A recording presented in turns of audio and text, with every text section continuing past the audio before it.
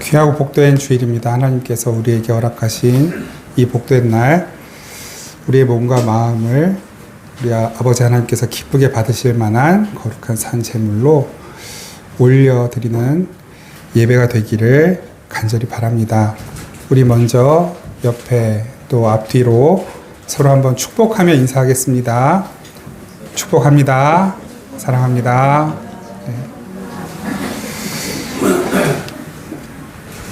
우리의 삶을 기쁘게 받으신 하나님께 성령과 진리 안에서 우리 함께 예배하겠습니다. 다 함께 묵도하시겠습니다.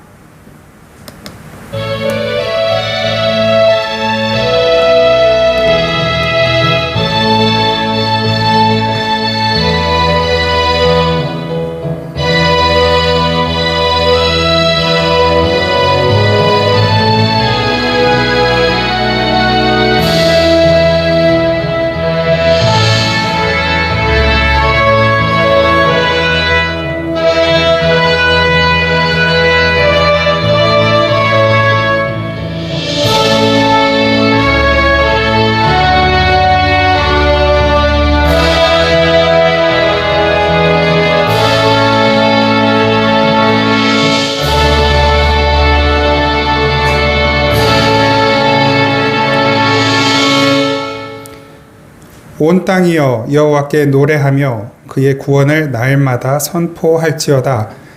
여호와는 위대하시니 극진히 찬양할 것이요 모든 신보다 경외할 것이며 만국의 모든 신은 헛것이나 여호와께서는 하늘을 지으셨도다. 아멘. 모든 만물의 창조주이시며 주인이시고 유일한 왕이신 그리고 유일한 신이신 우리 아버지 하나님, 이 시간 그 하나님 앞에 나와 예배하는 놀라운 특권과 또 은혜를 누리게 하셔서 감사합니다. 저희의 몸과 마음과 영혼 두루 살펴도 선한 것이 없으나 그러나 있는 모습 그대로 주님께 드리오니 주님이 받으시고 예수의 피로 씻으시고 거룩하고 정결하게 만드셔서 주님의 뜻대로 사용하여 주옵소서. 이 예배 가운데 역사하실 주님을 기대합니다. 감사드리고 우리를 사랑하시는 예수 그리스도의 이름으로 기원하옵나이다. 아멘. 찬송가 23장 함께 찬양 드리겠습니다. 23장 찬양 드립니다.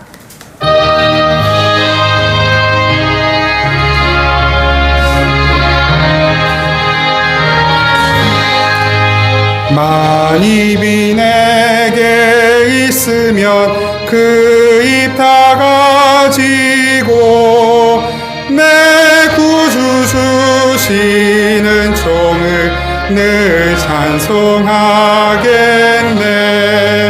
내 은혜로신 하나님 날 도와주시고 그 크신 영광 널리 펴 알게 하소서. 내 주의 귀한 이름이 날 위로하시고 이 귀의 음악 같으니 참 희락되도다. 내 죄의 권세 깨뜨려 그 결박 후시고 이 추한 마음을 비로소 고청케 하셨네. 아멘.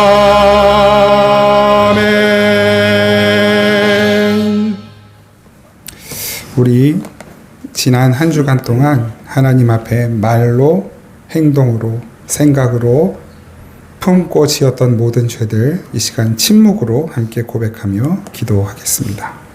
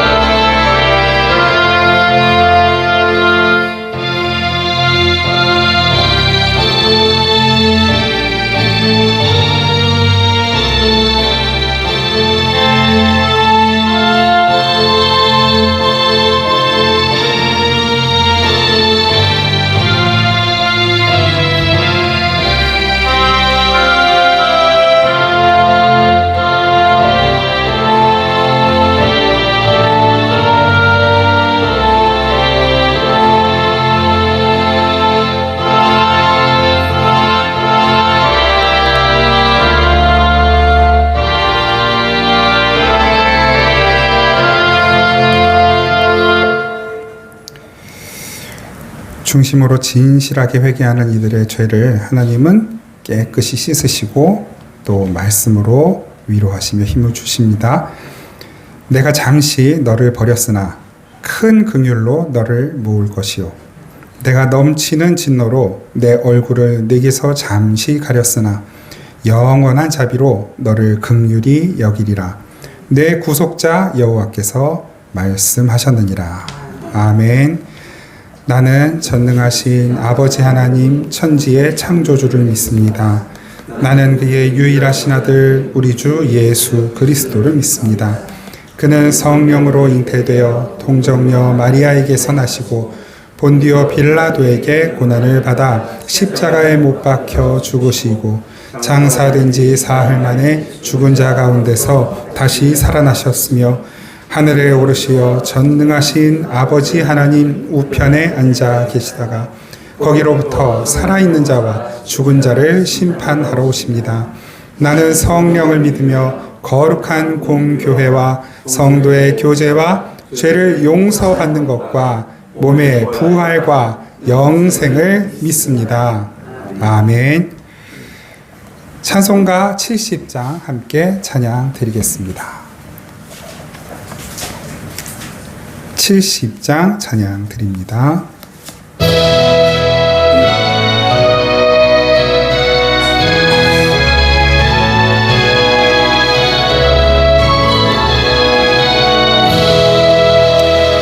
피난처 있으니 환난을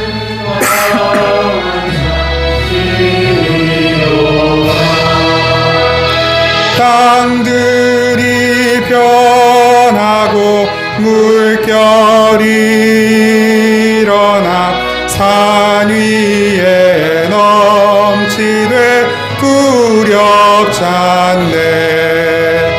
이방이 떠들고 나라들 모여서 진동하나. 우리 주 목소리 한 번만 발하며 천하의 모든 것 망하겠네. 만유주 하나님 우리를 도우니 피난처요. 세상의 난리를 그치게 하시니 세상의 창검이 쓸데없네. 높으신 하나님 우리를 구하니 할렐루야. 괴로움이 심하고 환난이 극하나 피난처 되시는 주 하나님.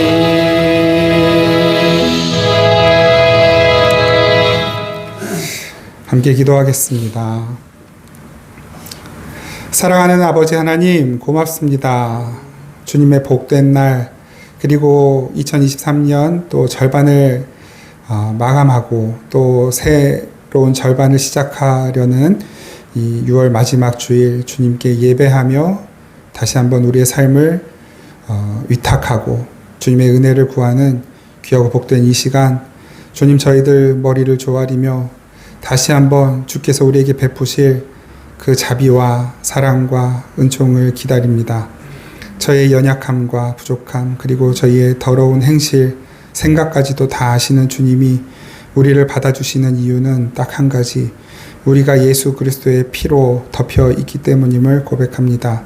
주님 그 피로 씻음받은 저희들 이 세상에서도 어디에 있든지 그 피의 권세와 능력으로 죄와 싸워 이기고 죄를 멀리하고 아버지 이 세상 사람들의 생각과 마음과 판단을 따라가지 않고 주님의 뜻을 따라가는 믿음의 결단으로 살아갈 수 있도록 은혜 베풀어 주옵소서. 주님 오실 날이 멀지 않은 아버지, 이 때를 하나님, 우리가 이 세상과 타협하고 눈치 보는 것보다 주님의 뜻을 더 깊이 헤아리고 그 뜻을 따라 순종하기를 더욱 힘을 낼 수 있도록 저희들에게 성령의 충만함을, 지혜를, 능력을, 담력을, 그리고 주님 사랑하는 그 마음을 더욱 풍성하게 부어 주옵소서. 하나님, 우리가 이 세상에서 주의 부르심을 받고 살아가는 모든 삶의 현장에서도 하나님, 이 세상의 가치와 판단을 요구받을 때가 너무 많습니다. 그때마다 기도하는 가운데 주님의 지혜를 구하게 하시고 주님의 뜻을 조차 올바른 판단하며 주님의 뜻에 순종하기를 더욱 기뻐하는 저희들이 다 되게 하여 주옵소서. 그로 말미암아 하나님께서 기뻐하실 뿐만 아니라 또한 이 세상에서도 주님을 경외하는 자의 삶이 얼마나 놀라운지를 이 세상 사람들이 확인하고 눈으로 직접 목격하는 일들이 하나님, 저희들이 살아가는 삶의 현장, 직장에서, 학교에서 많이 나타날 수 있도록 도와주시고 그 삶의 성과와 열매들로 인하여 하나님께 영광 올려드리고 아버지 하나님, 그 능력이, 그 생명이, 사랑이 흘러가는 통로가 되는 저희들이 삶이 되게 하여 주시옵소서. 아버지, 혼란스럽고 어지러운 이 세상 뉴스로 또 인터넷으로 또 여러 가지 매체와 미디어들을 통해 바라보는 이 세상은 하나님이 없는 세상처럼 보입니다. 그러나 하나님은 여전히 살아계시고 이 온 세상 만물의 주인이시며 하나님의 뜻대로 지금도 이 세상을 운행해 가고 계심을 믿습니다. 그래서 하나님, 우리에게 더욱 필요한 것이 믿음이오니 그 믿음의 눈으로, 성경의 눈으로, 주님의 눈으로 세상을 바라보고 상황을 바라보고 나의 삶을 해석하고 판단하고 바라볼 수 있는 지혜를 허락하여 주시옵소서. 그래서 이 세상의 가르침과 이야기에 속지 않고 하나님께서 말씀하시는 것에 아버지, 우리의 가치관이 다시 한번 견고해지고 우리의 세계관이 분명해지는 은총 허락하여 주셔서 지금 우리가 살아가는 모든 삶의 현장에서 세상의 힘과 능력으로 자랑하지 않고 하나님의 그 능력을 자랑하는 저희들이 다 되게 하여 주옵소서. 아버지, 먼 곳에서 또 오랜만에 이곳에 방문하신 우리 선교사님, 그리고 또 함께 예배하는 모든 우리 사랑하는 지체들, 가족들, 주님 몸과 마음과 영혼을 받아주시고 주님의 강건하심으로 채워주시고 주님 모든 연약함을 고치시고 새롭게 하여 주시고 주님 맡겨주신 그 일들을 감당하기에 조금도 부족함이 없는 주님의 공급하심으로 함께하여 주옵소서. 그래서 하나님, 오시는 그날까지 우리가 맡은 바 그 모든 사명 기쁘게 감사하게 잘 감당할 수 있도록 끝까지 주님의 영광 가리지 않고 주님의 영광 나타내는 저희들의 삶이 되도록 은총 베풀어 주옵소서.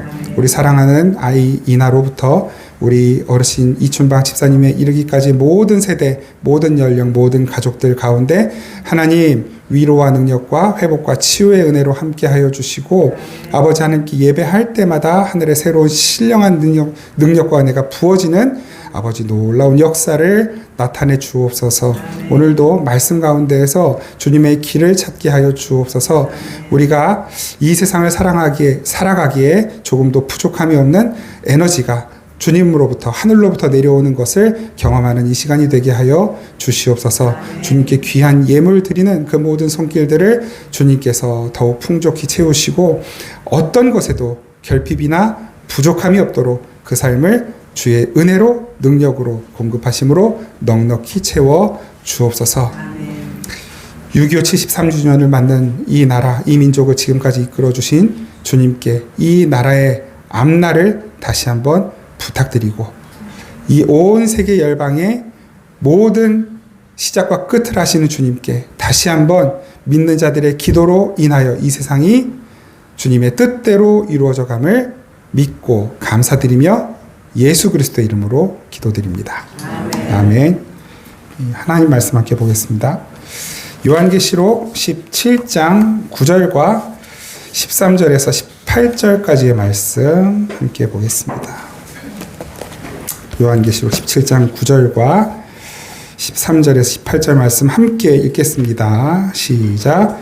지혜 있는 뜻이 여기 있으니 그 일곱 머리는 여자가 앉은 일곱 산이요 그들이 한 뜻을 가지고 자기의 능력과 권세를 짐승에게 주더라. 그들이 어린 양과 더불어 싸우려니와 어린 양은 만주의 주시요 만왕의 왕이시므로 그들을 이기실 터이요 또 그와 함께 있는 자들 곧 부르심을 받고 택하심을 받은 진실한 자들도 이기리로다. 또 천사가 내게 말하되 내가 본 바 음녀가 앉아 있는 물은 백성과 무리와 열국과 강원들이니라. 내가 본 바 이 열불과 짐승은 음녀를 미워하여 망하게 하고 벌거벗게 하고 그의 살을 먹고 불로 아주 사르리라.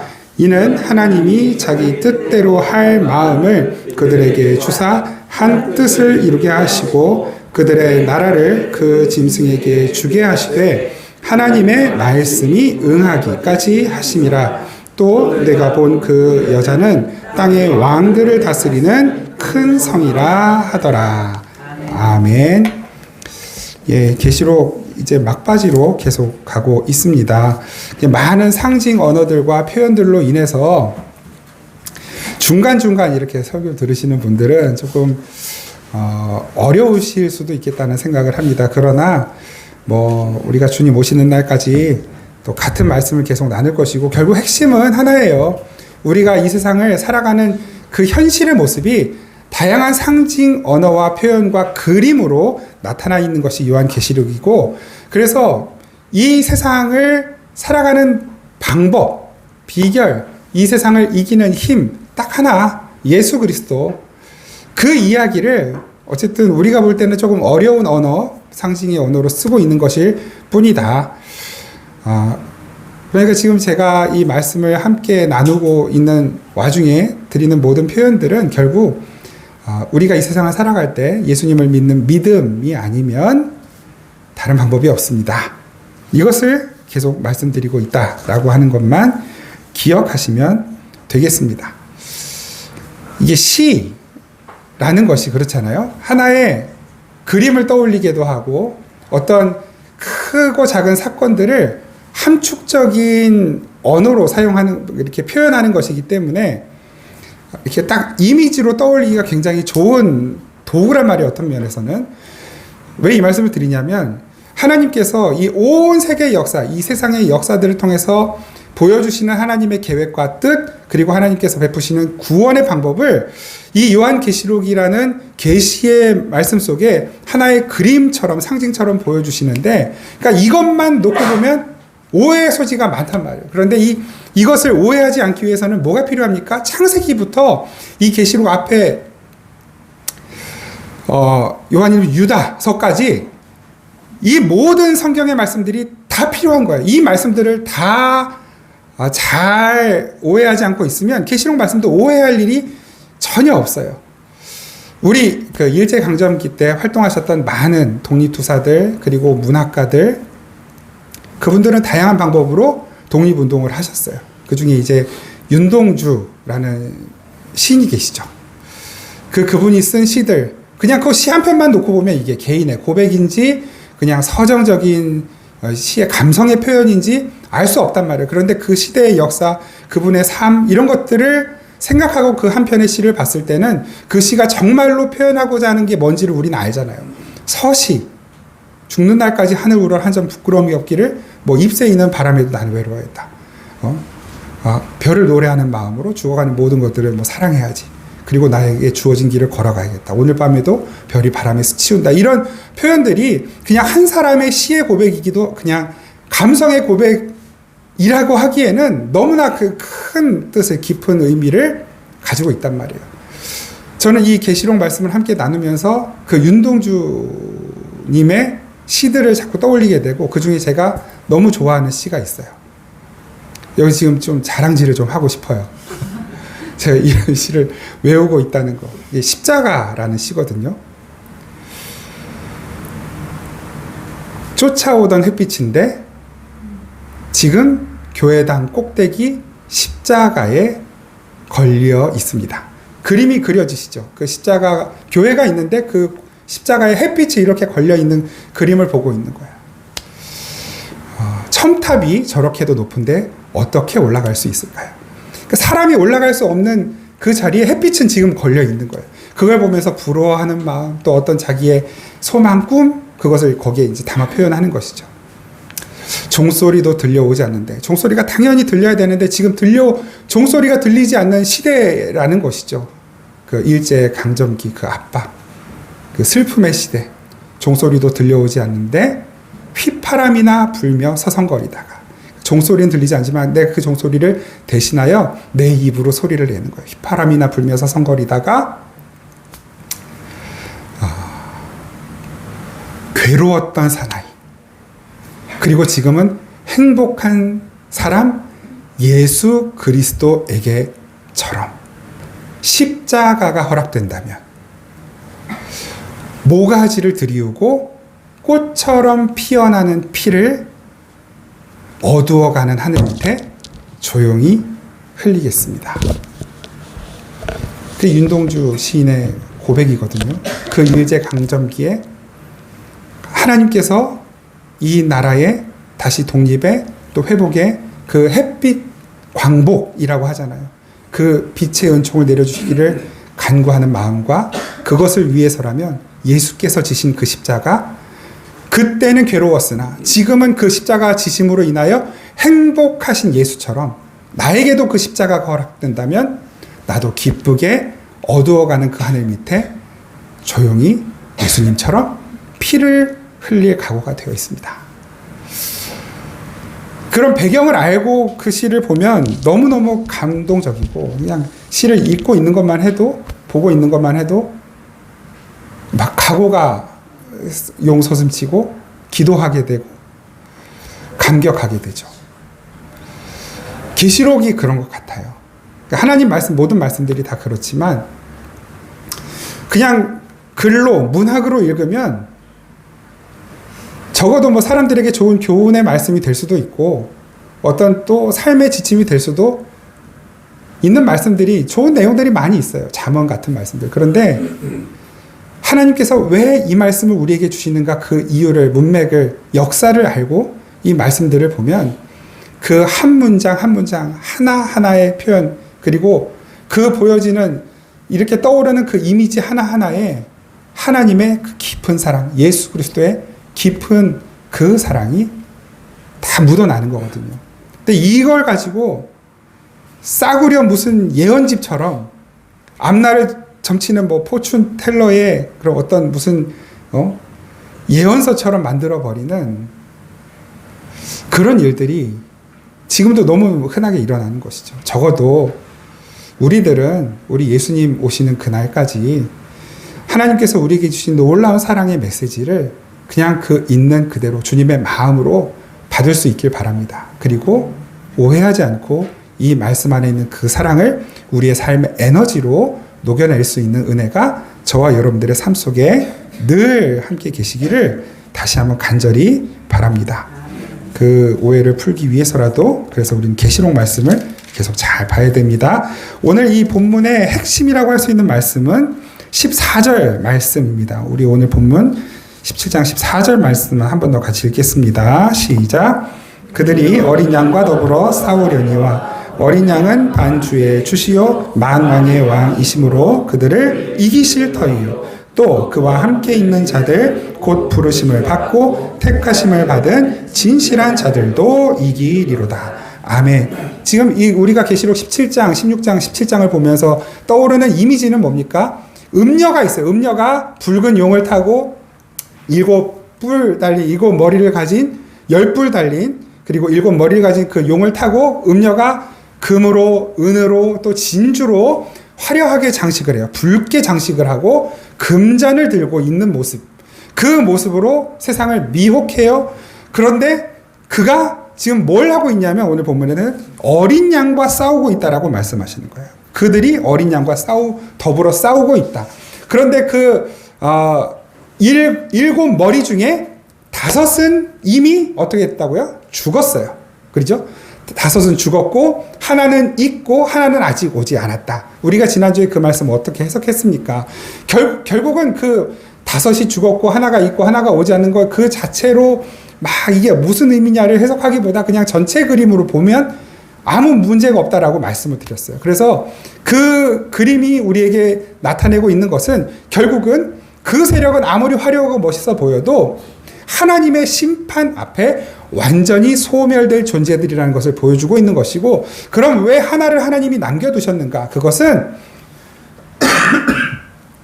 하나님께서 지금 이 땅을 살아가는 저와 여러분, 교회를 거룩하게 만들어 가시기 위한 하나의 훈련의 도구로서 하나님께서 임시적으로 하나님의 때까지, 오늘 보면 마지막에도 나오죠. 하나님의 뜻을 이루시기까지, 그 한 뜻을 이루시기까지, 하나님의 말씀이 응하시기까지 한시적으로, 임시적으로 그 악한 세력에게도 잠시 권세를 주셔서 그것으로 교회가 하나님의 뜻대로, 그리고 하나님 나라의 방식대로 살아가는 훈련, 곧 거룩함을 훈련하고 배우는 도구로 지금 사용하고 계신다라고 하는 것을 우리가 살펴보면서 이 말씀을 그렇게 해석을 했었죠. 계시록 16장 13절에서 14절 같이 한번 읽겠습니다. 계시록 16장 13절 14절 시작. 또 내가 보매 개구리 같은 새 더러운 영이 용의 입과 짐승의 입과 거짓 선지자의 입에서 나오니 그들은 귀신의 영이라 이적을 행하여 온 천하 왕들에게 가서 하나님 곧 전능하신 이의 큰 날에 있을 전쟁을 위하여 그들을 모으더라. 아멘. 이 우리가 계시록 16장 보면서 이 아마겟돈 전쟁, 이게 뭘 의미하는가도 함께 살펴봤어요. 아무튼 이 무기또라는 곳에 세상의 왕들을 다 모아요. 왜 모으냐면 하나님과 전쟁하려고, 하나님을 대적하려고. 이제 그 모습을 오늘 17장 14절 그 한 절에 같은 내용이에요. 같은 그림으로 우리에게 보여주고 있는 것이에요. 결국 이 세상은 하나님 흉내를 내요. 끝까지 유일하신 왕이신 하나님이 유일한 왕이 아니라는 것. 그래서 이 세상이 왕이라는 것, 세상에 왕들이 있다라는 것을, 그 세력들을 자꾸 모아서 이 세상이 강하고 힘이고 세상이야말로 진짜 왕이고 인간들 너희들이야말로 참된 왕이고 너희들이야말로 참된 주인이다라고 하는 것을 계속 이야기하고 가르치죠. 철학으로, 과학으로, 또 사회 현상들로. 그게 뭐냐면 이 계시록 표현으로는 그걸 거짓이라고 말하는 거예요. 귀신의 영이라고도 말하고. 그런 표현들에 대해서 우리가 어떤 좀 거부감 같은 것들이 있지만 계시록의 언어로 그렇게 말을 하고 있는 거예요. 그러니까 개구리 같은 입, 용의 입, 더러운 영, 거짓 선지자, 같은 이야기를 하는 거예요. 하나님만이 왕이 아니다. 너희들이 왕이다. 하나님과 대적하도록 계속해서 속이고 부추기는 것이죠. 그래서 오늘 14절 말씀을 보십시오. 다시 한번.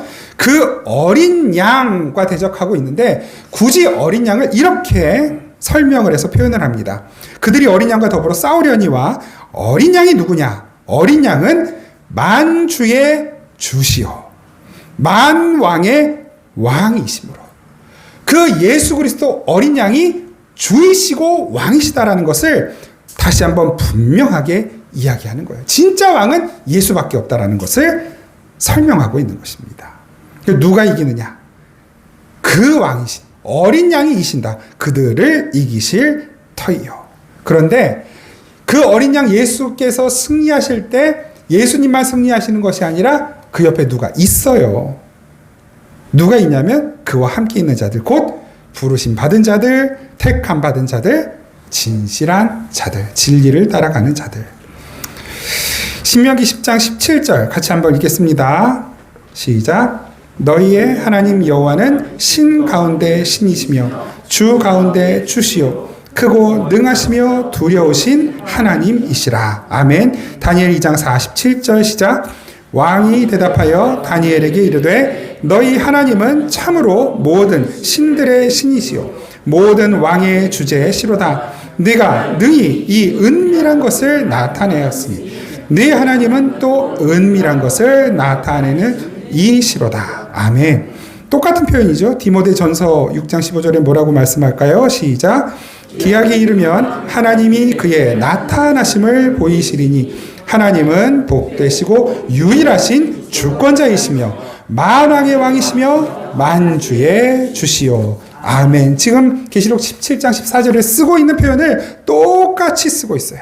만왕의 왕, 만주의 주, 어린 양이신 예수 그리스도가 바로 하나님이시고 그 하나님만이 왕이시다. 무슨 말입니까? 이 세상 왕들, 그리고 그 용이, 그 음녀가 마치 자기가 왕인 것처럼 치장하고 꾸미고 속여도 그들은 다 누구의 통치 아래 있는 거예요? 참된 왕이신 하나님의 통치 아래 있어요. 지금은 그 세상 권세를 잡고 있는 그 세상의 왕들, 그 음녀가 기고만장해서 자기들의 세력을 자랑하고 있지만 결국은 만왕의 왕이신 예수 그리스도의 발등상에 불과하다. 만왕의 왕이신 예수 그리스도의 통제 아래 있을 뿐이고 그 예수 그리스도의 심판이 임하는 날 그들은 완전히 소멸될 것이다. 그걸 계속 설명하는, 그래서 어린 양은 왕이시다라는 것을 강조하고 있는 것입니다. 여기서 중요한 거. 그럼 왜 이 음녀가 용들이 싸울 때 하나님은 이 사도 요한에게 환상을 보여주시기를 좀 힘있고 강력한 사자나 독수리나 이런 형상과 싸우는 것으로 안 보여주시고 왜? 어린 양과 싸우는 모습으로 설명하고 계실까요? 하나님은 그 무시무시한 머리가 7개 달린 용하고 싸우는 게 진짜 머리가 한 12개쯤 달린 사자하고 싸우면 멋있을 것 같은데 그 적들은 머리가 7개에다 뿔도 10개가 달려있고 화려하게 치장을 하고 있는데 왜 우리 편은 그 작고 연약하고 힘없는 어린 양이냐고요. 바로 이것이 하나님께서 싸우시는 전략이고 싸움에서 승리할 수 있는 방법이에요. 어린 양. 어린 양은 무엇입니까? 희생 제물이죠. 하나님의 전쟁의 방식은 세상의 왕들처럼 세상의 힘과 무기를 가지고 싸우시는 것이 아니에요. 하나님의 무기는 희생이에요. 하나님이 그 싸움에서 결국 최종적으로 승리하시기 위해 그 어린 양과 어린 양 곁에 있는 승리한 그 자들에게 주신 무기는 사랑이에요. 그게 우리의 무기예요. 이 세상을 살아갈 때 이 세상에서 우리가 승리하는 방법은 이 세상 사람들이 가지고 있는 것보다 더 많은 것을 가지거나 이 세상 사람들이 생각하고 판단하고 결정하는 방식을 우리가 더 적극적으로 따라가는 것이 아니라 혹은 그것과 정반대의 길을 가더라도 하나님께서 우리에게 보여주시고 하나님께서 우리에게 말씀하신 그리고 하나님께서 끝까지 한결같이 우리에게 요청하시는 바로 그 사랑이라고 하는 것을 무기로 사용하시기를 바라시는 거예요. 우리가 그 뜻대로 그 사랑을 우리의 무기 삼아 살아가는 것이 이 세상을 이기는 유일한 방법이고 그리고 하나님께서 모든 인간들에게 허락하신 참되고 완전한 행복과 자유하고 기쁜 삶을 누리고 영유하는 유일한 방법인 거예요. 그것이 사랑인 것입니다. 근데 사랑이 힘들어요. 그래서 전쟁인 거예요. 전쟁. 사랑과 전쟁. 그 뭐 세상의 사랑과 전쟁은 좀 다른 의미의 사랑과 전쟁이겠지만 우리에게도 그 사랑은 전쟁이에요. 그래서 그것을 조금 다른 표현으로 영적인 전쟁이라고도 말하는 거예요. 어린 양 예수께서는 영적 전쟁 가운데 승리하셨는데 그 결국 뭐냐면 그 어린 양 예수가 가지고 계시는 그 완전한 사랑이라는 무기로 싸우신 거거든요. 그 어린 양 예수의 영적 전쟁 가운데 누가 있어요? 그 곁에 있는 자들. 하나님의 부르심을 받았고 택하심을 입었고 그리고 진리로 진실함으로 살아가는 교회가 바로 그 영적 전쟁의 현장 속에 있는 것입니다. 이 요한계시록 17장 14절에서 그려내고 있는 바로 이 전쟁의 그림이 바로 우리가 살아가고 있는 삶의 현장이고 우리가 지금도 싸워가고 있는 영적 전쟁의 모습인 것이고 그 전쟁의 결말이기도 한 것입니다. 그 어린 양과 함께 싸우는 영적 전쟁이 도대체 뭘까요? 이런 거예요. 간단하게 정리를 해서 좀 말씀드려 볼게요. 우리 어린 양 예수 그리스도는 자기 자기 자신을 비우셨어요. 자기를 비워 종의 형체를 가지셨다고 말씀하시죠. 그래서 목숨을 버리셨어요. 누구를 위해서? 원수를 위해서 목숨을 버리셨어요. 원수. 그 원수가 누굽니까? 죄 가운데 있는 우리죠. 그런데 이 세상은 자기 자신의 유익을 위해서 내 이웃의 목에 빨대를 꽂고 피를 빨아 먹게 만들어요. 약, 육, 강식. 그렇게 해서라도 이웃을 밟고 딛고 올라가서라도 살아남으라고 이야기하는 것이죠. 그것이 힘의 논리를 가르쳐요. 우리는 그 세상 속에서 힘의 논리가 지배하는 세상 속에 살고 있어요. 그러니까 그 세상 속에서 나를 희생하고 사랑하는 것은 너무 힘든 일이에요. 그게 그래서 전쟁이에요. 훈련되지 않으면, 연습하지 않으면 절대 하기 힘든 것이에요. 그래서 영적 전쟁입니다. 두 번째로 우리 어린 양 예수 그리스도는 하나님의 영광을 위하여 흠없는 순결한 삶을 살아내셨습니다. 그런데 이 세상은 어떻게든지 자기의 영광과 행복과 쾌락을 위해서 언제라도 그 죄 속에 자기의 몸을, 생각을, 시간을, 돈을 굴려도 괜찮다라는 것을 계속해서 지속적으로 이야기합니다. 그래서 구원파가 가짜인 거예요. 예수님이 사신 삶과 정반대로 가기 때문에 여러분, 이 세상은 그렇게 나의 행복과 쾌락을 위해서는 어떤 더러운 죄라도 불사하는 세상입니다. 그런데 우리 그리스도인들은 그 세상의 물결을 거슬러 올라갑니다. 하나님의 자녀답게 살려고 몸부림치며 애쓰는 거예요. 하나님의 자녀로서의 신분에 어긋나지 않는 삶을 살려고, 비록 완전하진 않지만, 늘 잘하는 것 아니지만 그렇게 몸부림치고 애쓰며 사는 거예요. 바로 그것이 우리가 지금 싸워내고 있는 영적 전쟁인 것입니다. 세 번째로 우리 어린 양 예수 그리스도는 하나님께 완전히 복종하시기 위하여 자신의 뜻을 내려놓으셨어요. 내 뜻대로 하지 마시고 아버지 뜻대로 하십시오. 그런데 이 세상은 자신의 유익을 위해서라면 하나님의 뜻을 꺾어서라도 네 뜻을 관철시켜라 라고 이야기합니다. 나의 목적과 나의 소원을 이루기 위하여 하나님을 믿어도 되고, 부처를 믿어도 되고, 무당을 찾아가도 되고, 교회를 가도 되고, 새벽 100일 기도를 해도 되고, 어떤 방법과 수단을 사용해서라도 네 뜻을, 네 생각을, 네 소원을 이루고 관철시켜라. 그런데 그것을 교회가 도와주겠다고, 그것을 혹 목회자가 도와주겠다고 하는 것은 절대로 진짜일 수 없는 것입니다. 나의 소원이나 나의 목적이 아닌 하나님의 뜻과 하나님의 목적이 이루어지기를 간절히 원하는 삶. 그런데 그 가운데 내 소원과 자꾸 충돌하고 내 욕구와 충돌하는 일이 있기 때문에 이게 전쟁이에요. 늘 내 마음 안에서 전쟁이 일어나요. 그것이 곧 지금 우리가 살아가고 있는 영적 전쟁의 현장인 것입니다. 여러분, 그 영적 전쟁의 현장에서 이기는 비결, 그 방법, 사랑이에요.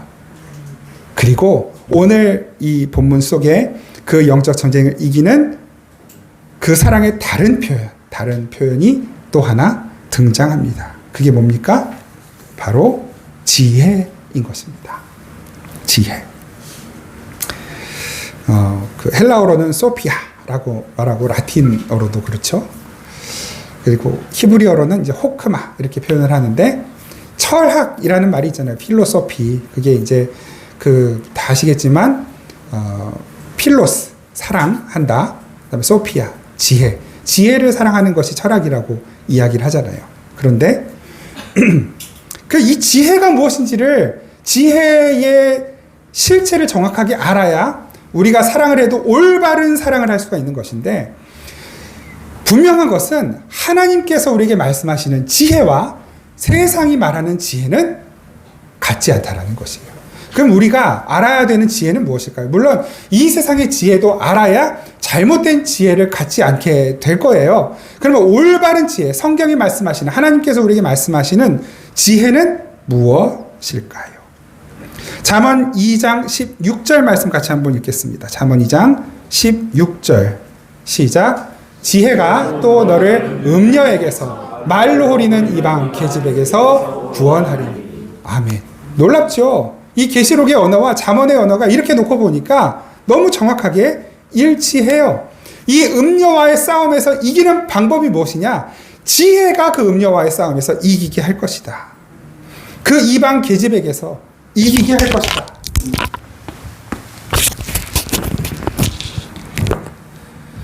잠언 3장 13절에서 15절 같이 한번 읽겠습니다. 시작.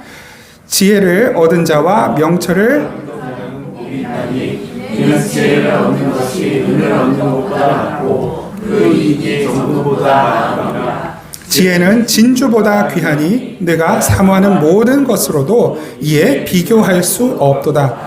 아멘. 여러분, 그 음녀가 가지고 있는 게 진짜 뭘로 치장하고 있었습니까?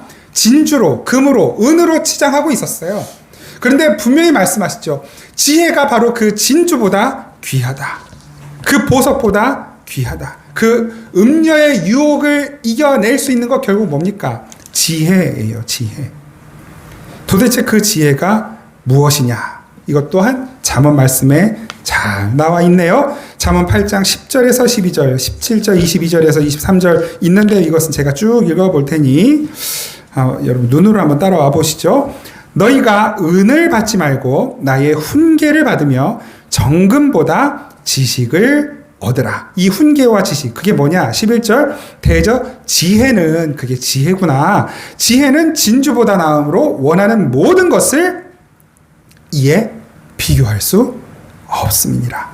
이 세상이 원하는 것, 저와 여러분들이 그 원하는 인간적으로 세상적으로 욕구하고 욕망하고 바라고 원하는 그 모든 것보다도 하나님의 훈계, 하나님을 아는 지식, 바로 그 지혜가 훨씬 귀하다는 거예요. 이 지혜가 도대체 뭐냐? 12절부터 나 지혜는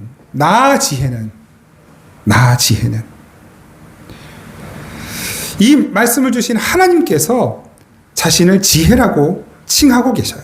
나 지혜는 명철로 주소를 삼으며 지식과 근신을 찾아왔나니 나를 사랑하는 자들이 나의 사랑을 입으며.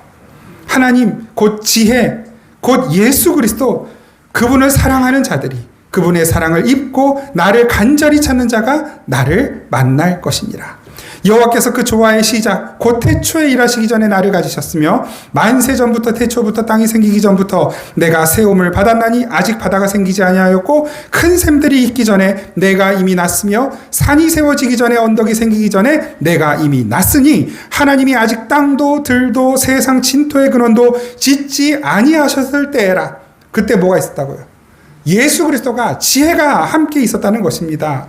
그가 하늘을 지으시며 공창을 해변에 두르실 때에 내가 거기 있었고 그가 위로 구름 하늘을 견고하게 하시며 바다의 샘들을 힘있게 하시며 바다의 한계를 정하여 물이 명령을 거스르지 못하게 하시며 또 땅의 기초를 정하실 때에 내가 그 곁에 있어서 창조자가 되어 날마다 그의 기뻐하신 바가 되었으며 항상 그 앞에서 즐거워하였으며.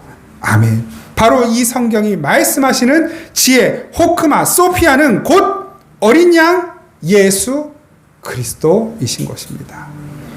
우리에게 참된 철학, 필로소피는 예수를 사랑하는 것이에요. 이 철학이 늘 추구하는 답이 뭡니까? 무슨 질문에 대한 답을 내리려고 이렇게 역사상 이 동양 서양의 철학이 존재해 왔습니까? 도대체 인간이 뭐냐? 어디서 왔냐? 근데 인간의 문제가 도대체 뭐냐? 어떻게 이 문제를 해결할 수 있느냐? 그걸 해결하고 그 답을 주려고 소크라테스, 플라톤, 아리스토텔레스, 공자, 맹자, 노자, 장자, 그 많은 철학가들이 고민하고 고심하고 수많은 답을 내놓고 있는 거예요. 그리고 사람들은 거기에 감동받고 있고, 마치 그것이 나보다 더 훨씬 똑똑한 사람들이 고민해서 내놓은 그 이야기들을 진리처럼 붙들고 살아가는 이들이 너무 많은 것이죠. 성경은 너무나 명확하고 명료하게 우리에게 말씀하십니다. 지혜를 사랑하는 것, 곧 진짜 철학이 무엇이냐? 예수 그리스도를 아는 것, 하나님을 아는 것, 그 주님을 사랑하는 것. 그것이 필로소피, 지혜를 사랑함, 곧 우리가 붙들어야 할 진짜 철학의 실제인 것입니다.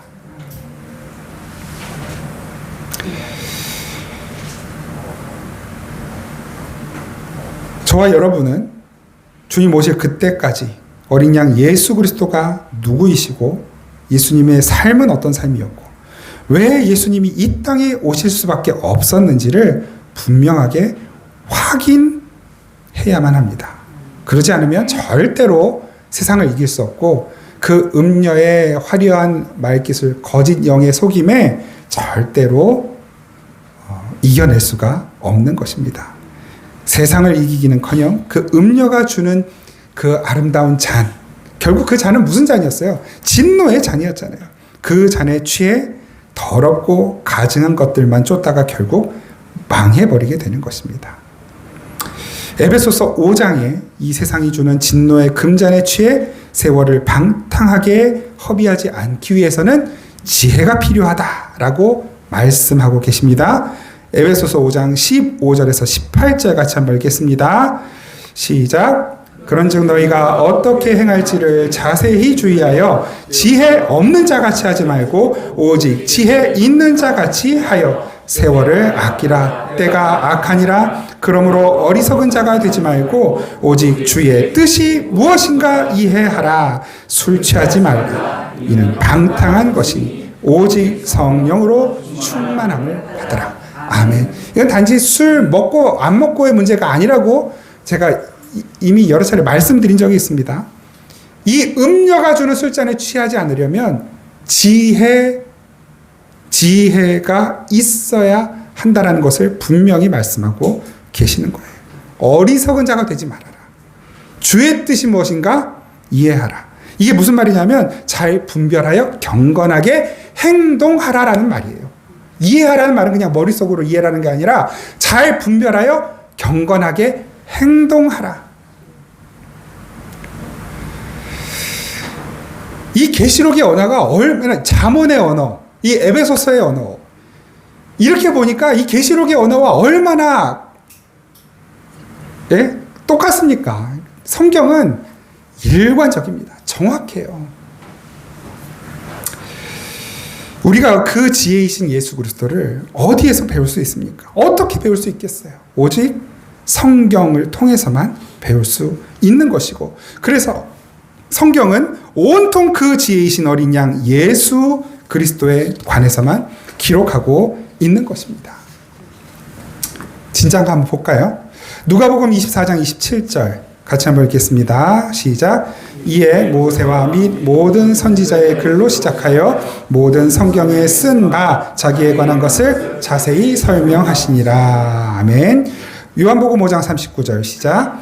너희가 성경에서 영생을 얻는 줄 생각하고 성경을 연구하거니와 이 성경이 곧 내게 대하여 증언하는 것이니라. 아멘. 신약은 말할 것도 없고 지금 구약을 말씀하시는 거예요. 구약 신약 모두가 다 지혜이신 예수 그리스도에 관해 설명하는 것이고 증언하는 것이라고 이렇게 명확하게 말씀하고 있지 않습니까?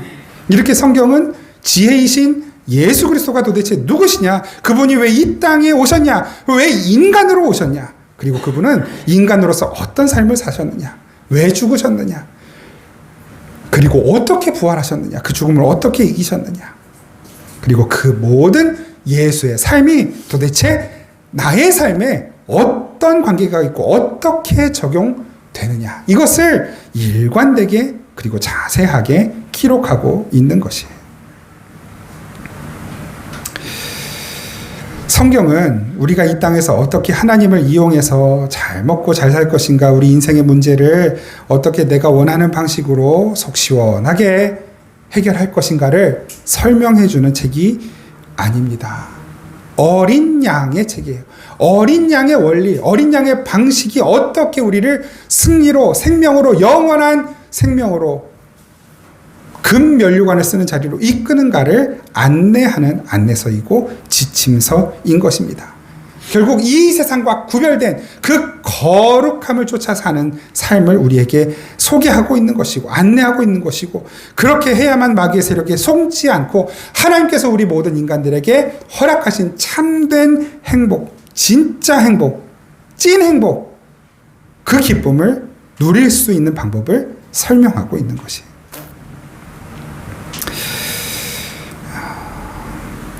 그렇게 되지 않으면 이 성경이 그냥 우리에게 우리가 할 수 없는 무리한 것을 요구하는 잔소리 책처럼 이렇게 느껴질 수가 있어요. 그게 아닌 것입니다. 그냥 뭐 간음하지 말아라, 도둑질하지 말아라, 살인하지 말아라, 착하게 살아라, 이걸 설명하고 있는 책이 아닌 것입니다. 여러분, 이 책을 분별하지 못한 아주 좋은 예를 이스라엘 민족이 먼저 한번 보여줬어요. 그들이 어떻게 되었는지. 호세아 4장 1절에서 7절 제가 한번 읽겠습니다. 그 지혜의 책 하나님의 말씀을 무시했던 그들의 결말이었었습니다. 이스라엘 자손들아, 여호와의 말씀을 들으라. 여호와께서 이 땅 주민과 논쟁하시나니 이 땅에는 진실도 없고 인애도 없고 하나님을 아는 지식도 없고 오직 저주와 속임과 살인과 도둑질과 간음뿐이요 포악하여 피가 피를 뒤이음이라. 그러므로 이 땅이 슬퍼하며 거기 사는 자와 들짐승과 공중에 나는 새가 다 쇠잔할 것이요 바다의 고기도 없어지리라. 그러나 어떤 사람이든지 다투지도 말며 책망하지도 말라. 내 백성들이 제사장과 다투는 자처럼 되었음이니라. 너는 낮에 넘어지겠고 너와 함께 있는 선지자는 밤에 넘어지리라. 네가 내 어머니를 멸하리라. 내 백성이 지식이 없으므로 망하는도다. 이 지식이 하나님을 아는 지식, 지혜입니다. 네가 지식을 버렸으니 나도 너를 버려 내 제사장이 되지 못하게 할 것이요 네가 내 하나님의 율법을 잊었으니 나도 네 자녀들을 잊어버리리라. 그들은 번성할수록 내게 범죄하니 번성할수록 범죄하니 내가 그들의 영화를 변하여 욕이 되게 하리라. 그러니까 하나님의 말씀, 이 지혜를 무시하는 자들은, 하나님을 알지 못하고 하나님을 아는 지식이 없는 자들은 저주와 사기와 살인과 도둑질, 간음, 살육과 학살밖에 나올 것이 없다라는 말씀을 하고 있는 것입니다. 곧 심판을 받아 멸망한다라고 하는 것을 명확하게 말씀하시는 거예요. 그러면 그렇게 되지 않을 방법은 무엇입니까? 어떻게 하면 그 하나님의 심판과 멸망을 피할 수 있습니까? 호세아 6장 1절에서 3절 같이 읽겠습니다. 시작. 오라, 우리가 여호와께로 돌아가자. 여호와께서 우리를 찢으셨으나 도로 낫게 하실 것이요 우리를 치셨으나 싸매어 주실 것입니다. 여호와께서 이틀 후에 우리를 살리시며 셋째 날에 우리를 일으키시리니 우리가 그의 앞에서 살리라. 그러므로 우리가 그의 나타나심은 새벽까지 어김없나니 그와 같이 땅을 적시는 그와 같이 우리에게 임하시리라 하니라. 아멘. 우리가 이 세상과 함께 멸망하지 않는 유일한 길, 곧 여호와를 아는 것, 여호와의 말씀을 경홀히 여기지 않고 힘써 여호와를 아는 것. 그렇게 우리가 지혜이신 하나님의 말씀을 알게 되고 그 말씀을 통해 예수 그리스도를, 어린 양을 알게 되면 우리에게 어떤 일이 일어날까요? 에베소서에 있는 말씀으로 그 우리에게 주어진 허락된 결말을 같이 한번 확인해 봅시다. 에베소 3장 14절에서 19절 말씀입니다. 함께 읽겠습니다. 시작. 이러므로 내가 하늘과 땅에 있는 각 족속에게 이름을 주신 아버지 앞에 무릎을 꿇고 비노니 그의 영광의 풍성함을 따라 그의 성령으로 말미암아 너희 속 사람을 능력으로 강건하게 하시오며 믿음으로 말미암아 그리스도께서 너희 마음에 계시게 하시옵고 너희가 사랑 가운데서 뿌리가 박히고 터가 굳어져서 능히 모든 성도와 함께 지식에 넘치는 그리스도의 사랑을 알고 그 너비와 길이와 높이와 깊이가 어떠함을 깨달아 하나님의 모든 충만하신 것으로 너희에게 충만하게 하시기를 구하노라. 아멘. 그 지혜이신 하나님의 말씀을 알고 예수 그리스도를 알면 그 하나님의 모든 충만함이 우리 안에 충만케 된다라고 말씀하시는 것입니다. 그런데 그 충만케 되는 그 실체가 무엇이냐? 바로 그리스도의 사랑, 예수 그리스도의 사랑. 에베소서 4장 15절 말씀 잘 아실 텐데요. 그래서 그 충만함이 우리를 어디로 이끌고 가는가? 제가 거기는 안 올려드렸는데 오직 사랑 안에서, 그 사랑이 우리를 충만케 할 때 그 사랑 안에서 참된 것을 하게 돼요. 참된 것을 하여 범사에 우리가 하는 모든 일에 예수 그리스도에게까지 자라가게 됩니다. 범사에 그에게까지 자랄지라. 그는 머리니 곧 그리스도라. 머리이신 예수 그리스도에게까지 자라가게 돼요. 왜 예수님이 우리의 머리가 되셔야 합니까? 왜 예수님이 우리의 머리가 되셨습니까? 머리이신 예수가 계셔야 우리가 자라가기 때문이에요. 자라감은 생명의 가장 중요한 특징입니다. 예수의 생명이 있는 사람만 자라가요. 그래서 속사람은 날로 새로워지는 거예요. 그 머리이신 예수 그리스도가 강력하게 역사하는 우리의 속사람은 날로 새로워지는 거예요. 우리의 껍데기는 당연히 늙어지요. 낡아지고 후패하고 곧 이제 썩어서 흙으로 돌아갈 거란 말이에요. 그런데 우리의 속사람은 날로 새로워져요. 죽지 않아요. 영원히 사는 것이.